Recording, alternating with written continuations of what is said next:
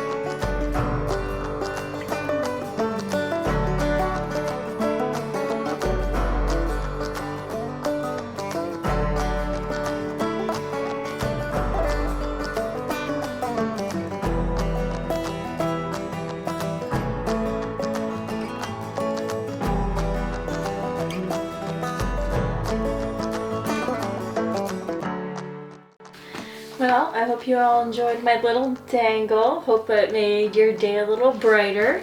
Thanks for tuning in. I really appreciate all of your support.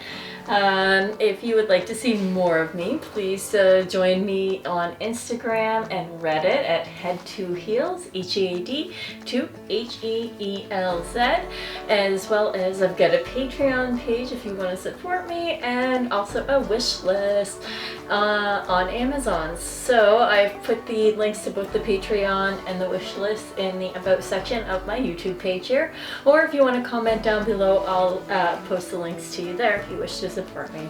Thank you so much, guys. I really appreciate this, and I hope everybody's staying safe and staying sane during quarantine. Thanks for watching. I'll see you next time. Bye.